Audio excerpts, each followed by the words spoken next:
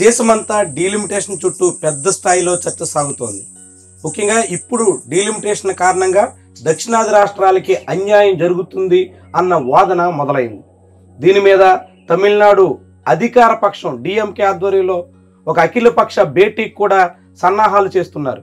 ఈ నేపథ్యంలో అసలు డీలిమిటేషన్ ఎందుకు వస్తుంది, దీని ప్రభావం ఎలా ఉండబోతుంది, దీని కారణంగా ఎదురయ్యేటువంటి పరిణామాలేంటి, ముఖ్యంగా తెలుగు రాష్ట్రాలు అందులోనూ ఆంధ్రప్రదేశ్కి ఎలాంటి సమస్యలు లేదా ఎలాంటి ప్రయోజనాలు వనగూరేటువంటి అవకాశం ఉంటుంది. దీని మీద మనతో మాట్లాడేందుకు సీనియర్ పార్లమెంటేరియన్ మాజీ మంత్రి వడ్డే శోభనాథేశ్వరరావు మనతో ఉన్నారు. నమస్కారం శోభనాథేశ్వరరావు గారు. నమస్తే అండి. ఇప్పుడు డీలిమిటేషన్ పేరుతో దేశవ్యాప్తంగా జరుగుతున్నటువంటి చర్చని మీరు ఎట్లా చూస్తారు? ఇప్పుడు దాని మీద అనేక రకాల భిన్న వాదనలు వినిపిస్తున్నటువంటి తరుణంలో మీరేమంటారు అసలు డీలిమిటేషన్ గురించి? లోగడ పార్లమెంటరీ డీలిమిటేషన్ కమిషన్ ఏర్పడింది. అంటే అసెంబ్లీ నియోజకవర్గాలు, పార్లమెంటు నియోజకవర్గాల పునర్విభజన, అద్దులు కానీ గ్రామాలు, ఓటర్లు మార్పు అదంతా జరుగుతూ ఉంటుంది. అది లోగడ నుంచి జరుగుతుంది.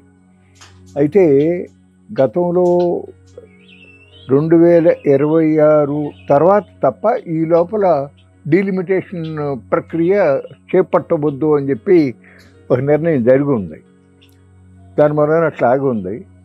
ఇప్పుడు 26 తర్వాత చేసేదానికి అవకాశం వస్తుంది కేంద్ర ప్రభుత్వానికి, కమిషన్కి. అయితే ఏమవుతుందంటే దాదాపుగా ఈ 3-4 దశాబ్దాలుగా భారతదేశంలో అప్పటికే చైనా తర్వాత మనం 2వ స్థానంలో ఉన్నాం జనాభాలో. ఇవాళ చైనాను కూడా అధిగమించి ముందుకు వెళ్ళిపోయాం. అయితే కేంద్ర ప్రభుత్వం చాలా కాలంగా కుటుంబ నియంత్రణ ఎంకరేజ్ చేస్తా, జనాభా నియంత్రించాలి అనేటటువంటి ప్రయత్నం చేస్తూ వచ్చింది. ఆ వచ్చిన దాంట్లో దక్షిణాది రాష్ట్రాలు లిటరసీ ఎక్కువగా ఉండటం, అట్లాగే హెల్త్ కాన్షియస్నెస్ ఉండటం, వీటిలో వాటిని బాగా ఫాలో అయినాయి. దానికి తోడు ప్రభుత్వాలు 2 లేక 3 అనేటటువంటి స్లోగను, అది చాలామంది అంటే ఎక్కువగా పేదవాళ్ళ కుటుంబాల్లో మన పిల్లలకి ఉన్నతమైన భవిష్యత్తు కావాలి అంటే తప్పనిసరిగా మనం కుటుంబ నియంత్రణ పాటించి 1-2 ఉంటే వాళ్ళకి బాగా మనం చదువు చెప్పించగలము, అట్లాగే కుటుంబం బాగా అభివృద్ధి చెందుతుంది అనేటటువంటి భావంతో ఫాలో అవుతూ వచ్చారు. దాని మూలన ఫెర్టిలిటీ రేట్ ఆఫ్ గ్రోత్ దక్షిణాది రాష్ట్రాల్లో తగ్గుతూ వచ్చింది, ఉత్తరాది రాష్ట్రాల్లో కంపారిటివ్గా ఎక్కువగా ఉంటూ వచ్చింది. వాళ్ళ జనాభా పెరుగుదల పెద్దగా తగ్గల, దక్షిణాది రాష్ట్రాల్లో బాగా తగ్గింది. ఇప్పుడు జనాభా ప్రాతిపదిక మీదుగా పార్లమెంట్ సీట్లు నిర్ణయించడం అనేది భవిష్యత్తులో జరిగితే దక్షిణాది రాష్ట్రాలకు సీట్లు తగ్గిపోతాయి. బీహారు, ఉత్తరప్రదేశ్, మధ్యప్రదేశ్ ఆ రాష్ట్రాలకు బాగా పెరుగుతాయి. ఇప్పుడు పరిస్థితి ఏంటంటే అంతకు ముందు కన్నా ఈ 10 ఏళ్లలో మోడీ ప్రభుత్వం వచ్చిన తర్వాత కంపారిటివ్గా చూస్తే దక్షిణాది రాష్ట్రాల నుంచి సెంట్రల్ గవర్నమెంట్కి ట్యాక్సెస్ రెవెన్యూ చాలా ఎక్కువ వెళ్తూ ఉంటుంది. కంపారిటివ్గా చూస్తే ఉత్తరాది రాష్ట్రాల్లోనేమో తక్కువ వెళ్తూ ఉంటుంది. కానీ ఎక్కువగా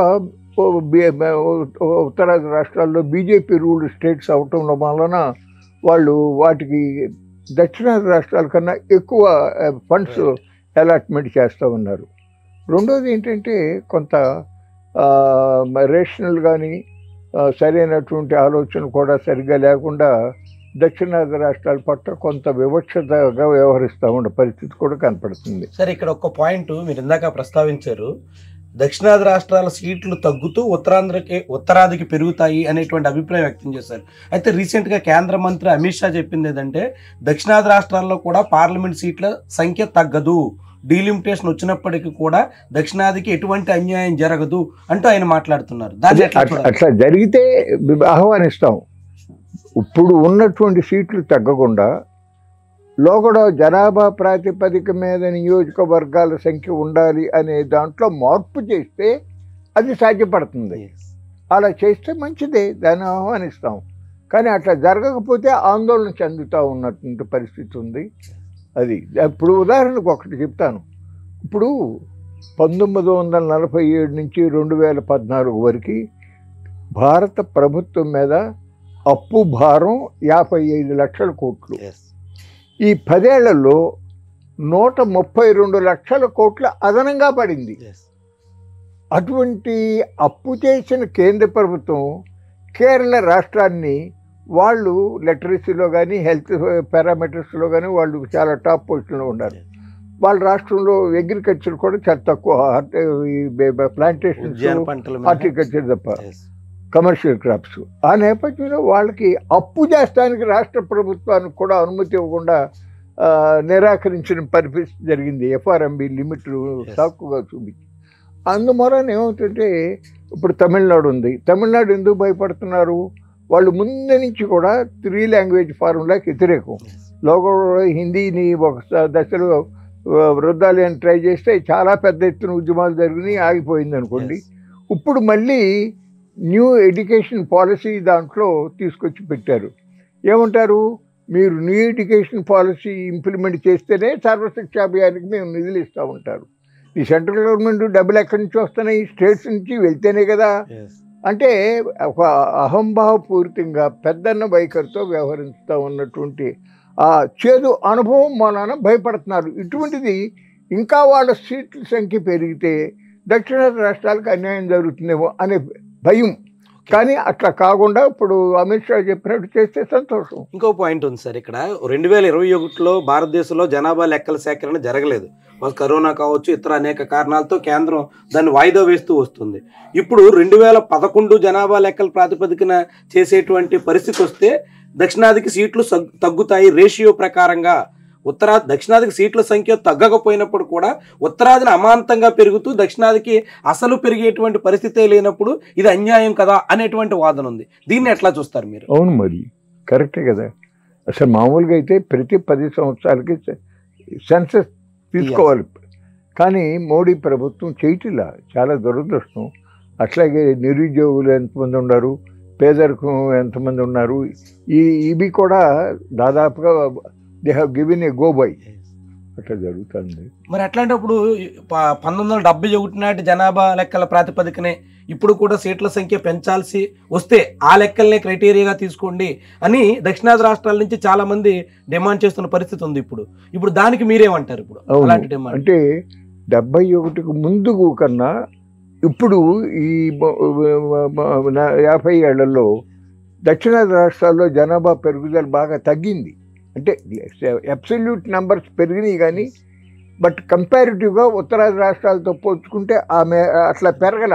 కాబట్టి జనాభా ప్రాతిపదికే అయ్యేటట్టయితే సీట్లు తక్కువ అవుతాయి. కాబట్టి అన్యాయం జరుగుతుందని ఆందోళన చెందటంలో రీజన్ ఉంది. అయితే ఆ విధంగా కాకుండా ఇప్పుడు ఎట్లా సీట్లు ఉన్నాయో అదే విధంగా ఉండేటట్టుగా ఆ ఫార్ములాలోనే మార్పు చేయాల్సిన అవసరం ఉంది. ఆ విధంగా చేసి దేశంలో అన్ని ప్రాంతాలలో ప్రజలకి కూడా ఒక భేదభావం కలగకుండా, అభద్రతా భావం కలగకుండా, మనని వివక్షత చూస్తున్నారే అనే భావం కలగకుండా వ్యవహరించవలసిన బాధ్యత కేంద్ర ప్రభుత్వం మీద ఉంటుంది. ఇప్పుడు ఈ దక్షిణాదికి అన్యాయం చేసేలా కేంద్రం వ్యవహరిస్తుంది అంటూ డిఎంకే ఇప్పుడు జాతీయ స్థాయిలో ఒక అఖిలపక్ష భేటీకి సన్నాహాలు చేస్తుంది. వివిధ రాష్ట్రాల్లో ఉన్నటువంటి అన్ని పార్టీలను కూడా ఇప్పటికే ఆహ్వానించారు. ఆంధ్రప్రదేశ్ కూడా వచ్చారు. విపక్ష నేత జగన్మోహన్ రెడ్డి, తెలుగుదేశం పార్టీ, ఇలా అన్ని రాష్ట్రాల్లో ఉన్నటువంటి ప్రధాన పార్టీలన్నింటినీ ఆహ్వానిస్తున్నారు.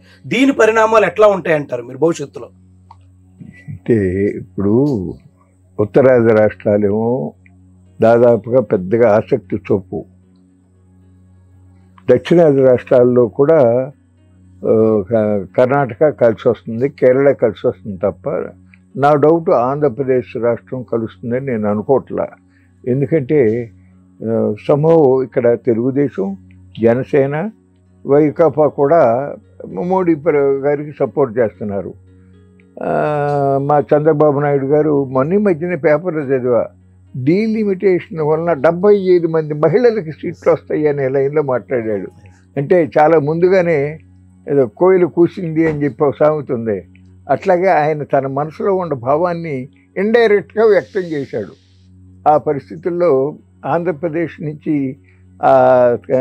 స్టాలిన్ గారి ప్రయత్నానికి పెద్ద సపోర్ట్ ఉండకపోవచ్చని అనుకుంటున్నా. వెళ్తే మంచిదే. ఇప్పుడు ఇంకొక ప్రశ్న ఇక్కడ ఉదయిస్తుంది సార్. మీకు బాగా అనుభవం ఉంటుంది. అప్పట్లో ఎన్టీ రామారావు రాష్ట్రాల హక్కుల పేరుతో అప్పటి ఇందిరాగాంధీ తర్వాత రాజీవ్ గాంధీ ప్రభుత్వానికి వ్యతిరేకంగా 80వ దశకంలో ఒక జాతీయ స్థాయిలో ఉద్యమానికి ఆంధ్రప్రదేశ్ కేంద్రంగా అప్పుడు మార్చారు. అప్పుడు ఫరూక్ అబ్దుల్లా కావచ్చు, జ్యోతి బస్ కావచ్చు, ఇలా అనేక మంది నాయకులతో ఒక ఉద్యమానికి శ్రీకారం చుట్టారు. ఆ తర్వాత సర్కారీ కమిషన్ వచ్చింది, రాష్ట్రాల హక్కుల కోసం పెద్ద చర్చ సాగింది. ఇప్పుడు డిఎంకే స్టాలిన్ చేస్తున్నటువంటి ప్రయత్నం కూడా మళ్ళీ రాష్ట్రాల హక్కుల కోసం కానీ లేదంటే దక్షిణాది హక్కుల కోసం కానీ ఒక ఉద్యమ రూపం దాల్చే అవకాశం ఉంటుందని మీరేమన్నా అంచనా వేస్తున్నారా? కరెక్టేనండి. ఆ రోజు ఎన్టీ రామారావు గారు కేంద్ర ప్రభుత్వం అంటే అన్యాయంగా అసెంబ్లీలో ఈయనకు బలం ఉండ దొడ్డిదారిన ఆయన్ని తప్పించి వేరే మనిషిని పెట్టి ప్రజాస్వామ్యాన్ని అపహాస్యం పాలు చేశారు. దానికి ఆ రోజు ప్రజలు ఉవ్వెత్తున ఉద్యమించారు. అట్లాగే రామకృష్ణ హెగ్డే గారు వీళ్ళందరూ కూడా సపోర్ట్ చేశారు. మళ్ళీ రిస్టోర్ అయింది. ఆయన ఎప్పుడు కూడా రాష్ట్రాల హక్కులు ఖచ్చితంగా కాపాడబడాలనే ధ్యేయంతో ఉండేవాడు రామారావు గారు. అసలు ఆయన దృష్టిలో కేంద్రం మిథ్య. ఎందుకన్నాడంటే India, that is Bharat, is a union of states. రాష్ట్రాల సమూహారమే కేంద్రం. ఇవి లేకపోతే అది ఎక్కడుంది? అది ఆయన భావన. అయితే ఇవాళ భారత రాజ్యాంగంలో బాబాసాహెబ్ అంబేద్కర్ గారి యొక్క ఆధ్వర్యంలో మనం రూపొందించుకున్నటువంటి భారత రాజ్యాంగంలో స్పష్టంగా రాష్ట్రాలకి, ప్రజలకి, మత సామరస్యానికి సంబంధించి, ఆర్థిక వనరులకు సంబంధించి, పంపిణీకి సంబంధించి దాదాపు అన్ని ఆస్పెక్ట్స్లోనూ చక్కగా ప్రస్తావించి లిఖించబడి ఉన్నాయి. కానీ ఇవాళ దాని ఉల్లంఘనలు చాలా హెచ్చు స్థాయిలో జరుగుతుంది. గతంలో ప్రభుత్వాలు ఉన్నాయి. ఇన్ని సంవత్సరాల నుంచి 5 దశాబ్దాలు 7 దశాబ్దాలుగా జరుగుతూ ఉంది కదా. ఇప్పుడు ఇంత ఉల్లంఘనలు జరగల. ఇప్పుడు ఉదాహరణ చెప్తాను. వ్యవసాయం మార్కెటింగు రాష్ట్రాల్లో స్టేట్ సబ్జెక్ట్, అది లిస్ట్ 2లో ఉన్నాయి. దాన్ని కేంద్ర ప్రభుత్వం 3 నెలల వ్యవసాయ చట్టాలను తీసుకొచ్చింది. సరే, ఉద్యమం తర్వాత 13 మాసాలు ఉద్యమం తర్వాత విత్డ్రా చేస్తున్నాను, ఐఎమ్ సారీ, రైతాంగానికి కష్టపెట్టాను, బాధ పెట్టాను, అపాలజీ చెప్పాడు. నేను తప్పనిసరిగా మీ సమస్యలు పరిష్కరించి నేను న్యాయం చేస్తాను అన్నాడు. నథింగ్. ఇప్పుడు మళ్ళీ 3 నెలల వ్యవసాయ చట్టాల వలన ఏ విధంగా అయితే రైతులు పండించే ఉత్పత్తులని కార్పొరేట్ సంస్థలకి, వ్యాపార సంస్థలకి కారు చౌకగా అందించాలనే లక్ష్యం ఉందో, the same objective is going to be fulfilled through this national policy framework on agricultural marketing. తర్వాత మైనర్ పోర్ట్లు స్టేట్ సబ్జెక్ట్. ఇవాళ మైనర్ పోర్ట్లను కూడా సెంట్రల్ గవర్నమెంట్ అధీనంలో తీసుకుని అదానీ గారికి అప్పచెప్పేస్తూ ఉంది. ఎలక్ట్రిసిటీ ఈజ్ కాంకరెంట్ సబ్జెక్ట్లో ఉంది. అటువంటి దాన్ని ఎలక్ట్రిసిటీ అమెండ్మెంట్ బిల్ అని చెప్పి మన కోవిడ్ టైంలో ఒక ఆర్డినెన్స్ తీసుకొచ్చారు. ఎక్కడ తయారైంది? అది అదానీ ఆఫీసులో తయారైంది. 3 నెలల వ్యవసాయ చట్టాల డ్రాఫ్ట్ ఎక్కడ తయారైంది? ముఖేష్ అంబానీ ఆఫీసులో తయారైంది. చాలా ఆశ్చర్యం వేసేది ఏంటంటే, మోడీ గవర్నమెంట్లోనే కోవిడ్కు ముందు ఆయన బీహార్ ఆయన వ్యవసాయ మంత్రిగా ఉన్న ఆయన రాధామోహన్ సింగ్, ఆయన కొన్ని స్టేట్స్ సంప్రదించి ఆయన చక్కని ఒక 3 చట్టాలు, మోడల్ చట్టాలు చేశాడు. మోడల్ అగ్రికల్చర్లా, మోడల్ కాంట్రాక్ట్ ఫార్మింగ్, అట్లా. దాన్ని పార్లమెంటులో బడ్జెట్ సమావేశాలప్పుడు నిర్మలా సీతారామన్ గారు స్వయంగా ఈ మోడల్ చట్టాలను అమలు చేసినటువంటి రాష్ట్ర ప్రభుత్వాలకి మేము అదనంగా కొంత నిధులు ఇస్తాము, ఇంకా వాళ్ళ రాష్ట్రాల్లో ఉన్నటువంటి మార్కెట్ యార్డులని అభివృద్ధి చేసుకోవచ్చు అని ఆవిడ చెప్పింది. అది బ్యాక్గ్రౌండ్ ఏంటి?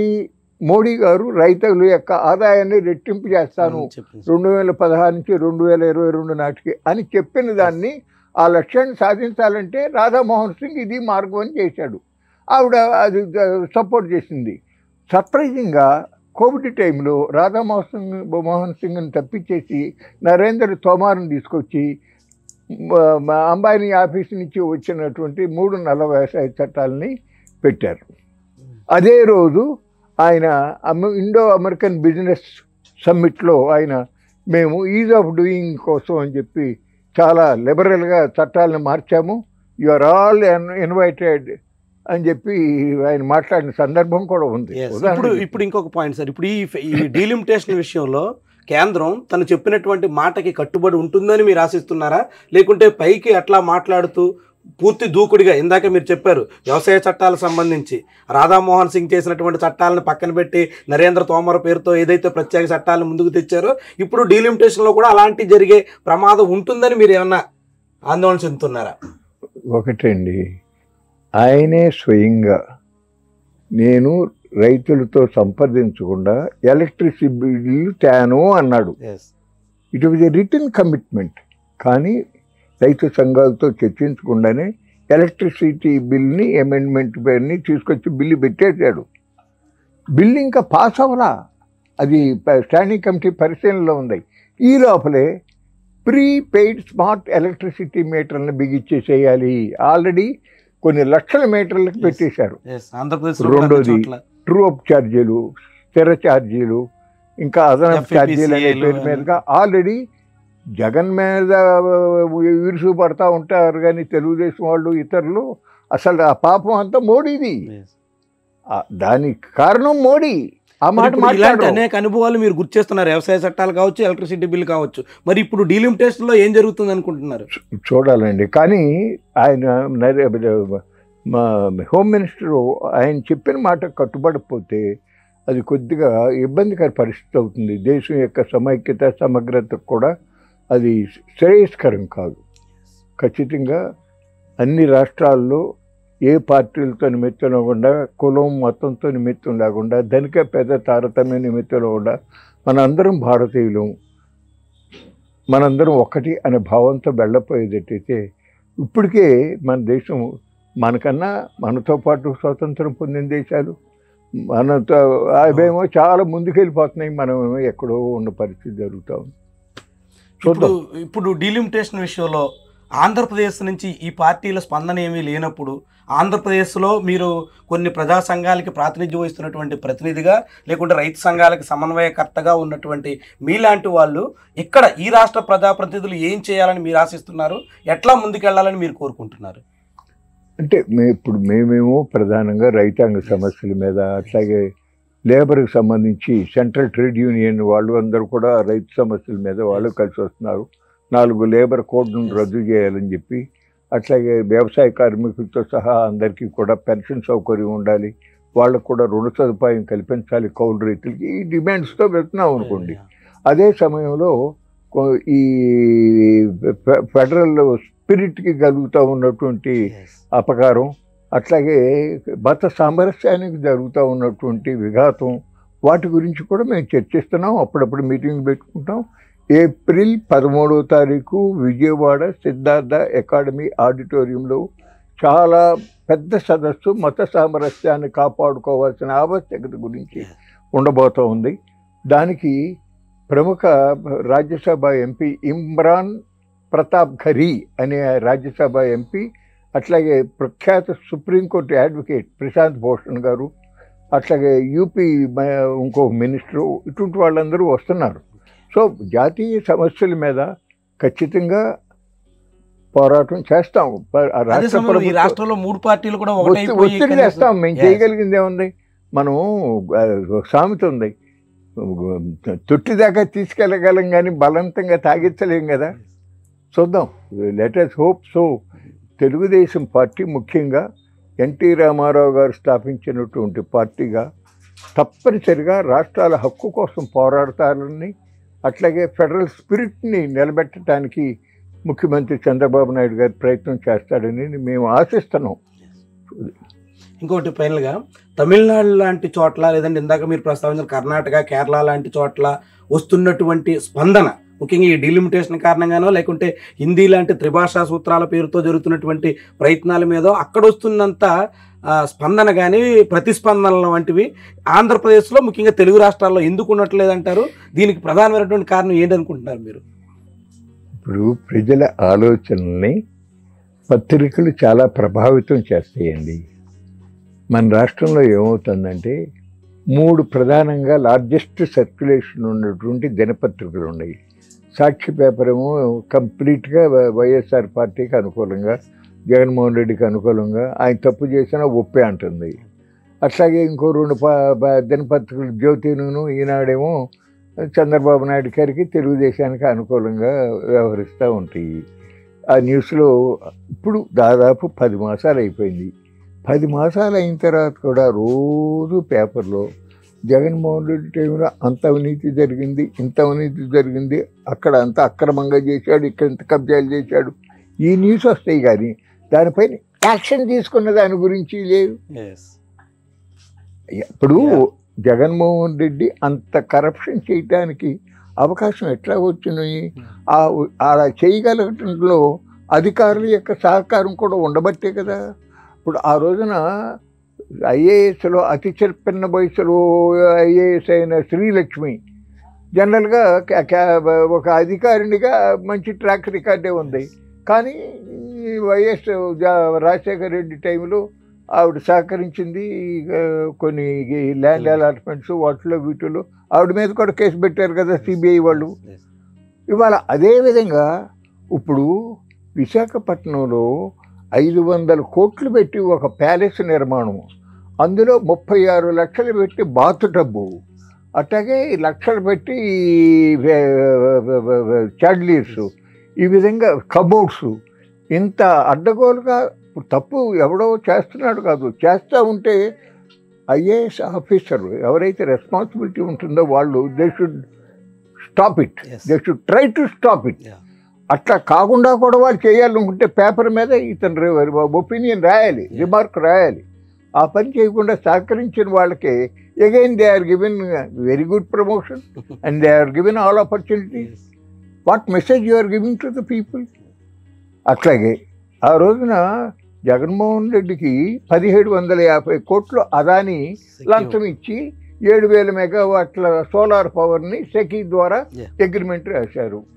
దానివల్ల ఆంధ్రప్రదేశ్ ప్రజలకి, ఆంధ్రప్రదేశ్ ప్రభుత్వానికి 30 ఏళ్లలో 1,10,000 కోట్ల రూపాయలు నష్టం జరిగింది అని చెప్పి మా పయ్యవల కేశవ్ గారు, సిపిఐ రామకృష్ణ గారు కోర్టులో దావా కూడా వేశారు. ఇవాళ గవర్నమెంట్ ఏమంటుంది, అబ్బే అది మనకు క్యాన్సిల్ చేయడానికి అవకాశం లేదు, నష్టం లేదని రెగ్యులేటర్ అథారిటీ అప్రూవ్ చేసిందని కూడా చెప్పుకొస్తున్నారు. కానీ ఈఏ శర్మ గారు ఆయన సెంట్రల్లో పవర్ దీనికి సెక్రటరీగా చేసిన మనిషి, ఆయన ఫలానా విధంగా అవకాశం ఉంది, దీన్ని రద్దు చేయండి అని చెప్పి ఆయన స్పష్టంగా ముఖ్యమంత్రి గారికి లెటర్ రాశారు. అయితే ఇవాళ దానికి భిన్నంగా కంటిన్యూ చేయాలనే నిర్ణయంలో ఉన్నారు. అంటే Adani not only he could influence the Trump and his direction, at the same time Modi గారితో పాటు మా చంద్రబాబు నాయుడు గారు కూడా ఇప్పుడు అదాని గారికి మంచి ఫ్రెండ్ అయిపోయారు. అది సార్ ఫైనల్గా డీలిమిటేషన్ సమస్య దక్షిణాది రాష్ట్రాలకు అన్యాయం చేస్తుందనేటువంటి అభిప్రాయం మీరు కూడా వ్యక్తం చేస్తున్నారు. కాబట్టి దీనికి పరిష్కారం ఏం చెప్తారు? దీనికి ఎట్లా చేస్తే బాగుంటుంది? ఎట్లానో చాలా కాలంగా సీట్ల సంఖ్య పెరగట్లేదు, పార్లమెంట్లో సీట్ల సంఖ్య పెంచాల్సి ఉంది. పెంచాల్సి వచ్చినప్పుడు ఏం చేస్తే ఎటువంటి వివాదం రాకుండా సమస్య సామరస్యంగా పరిష్కారం అయ్యే అవకాశం ఉంటుందని మీరు అనుకుంటున్నారు? ఇప్పుడు ఉన్నటువంటి సీట్ల సంఖ్య సుమారుగా 548 ఉన్నాయి. ఇప్పుడు జనాభా పెరిగింది, దేశం జనాభా లోవడికి ఇప్పటికి. అయితే ఇప్పుడు ఏ విధంగా అయితే సీట్లు ఉన్నాయో అదే ప్రపోర్షన్లో తిరిగి మళ్ళీ డీలిమిటేషన్ తర్వాత కూడా వివిధ రాష్ట్రాలకి పార్లమెంట్లో ప్రాతినిధ్యం ఉండేటటువంటి విధంగా, లోక్సభలో ప్రాతినిధ్యం ఉండేటట్టుగా కేంద్రం ఆ డీలిమిటేషన్ కమిషన్ ద్వారా ఒక నిర్ణయం చేయించాలండి. That is the only solution sir. Right, okay, thank you Sobhanatheswara Rao గారు. ఇది ఒకప్పుడు పార్లమెంటేరియన్ మాజీ మంత్రి శోభనాథేశ్వరరావు గారి అభిప్రాయం. డీలిమిటేషన్ కారణంగా దక్షిణాది రాష్ట్రాలు నష్టపోకుండా సరైనటువంటి చర్యలు తీసుకోవాల్సినటువంటి బాధ్యత కేంద్రం మీద ఉందని ఆయన అభిప్రాయపడుతున్నారు. దానికి తగ్గట్టుగా ఇప్పుడున్న రేషియోలోనే అన్ని రాష్ట్రాల్లోనూ సమానంగా సీట్లు పెంచేందుకు తగ్గట్టుగా నిర్ణయం ఉండాలని కూడా సూచిస్తున్నారు. అయితే ఆంధ్రప్రదేశ్లో మాత్రం అన్ని పార్టీలు బీజేపీకి అనుకూలంగా సాగుతున్నటువంటి తరుణంలో ఈ రాష్ట్రంలో తగినటువంటి స్పందన లేదనేటువంటి అభిప్రాయం వ్యక్తం చేస్తూనే ప్రజా సంఘాలుగా, రైతు సంఘాల సమన్వయకర్తగా తమలాంటి వాళ్ళం ప్రభుత్వం మీద, ముఖ్యంగా అధికారంలో ఉన్నటువంటి పార్టీల మీద ఒత్తిడి తీసుకొచ్చేటువంటి ప్రయత్నం చేస్తామని మాత్రం ఆయన అభిప్రాయాన్ని వ్యక్తం చేస్తున్నారు. Thank you very much for watching. ఇది ఈ రోజు ఇంటర్వ్యూ.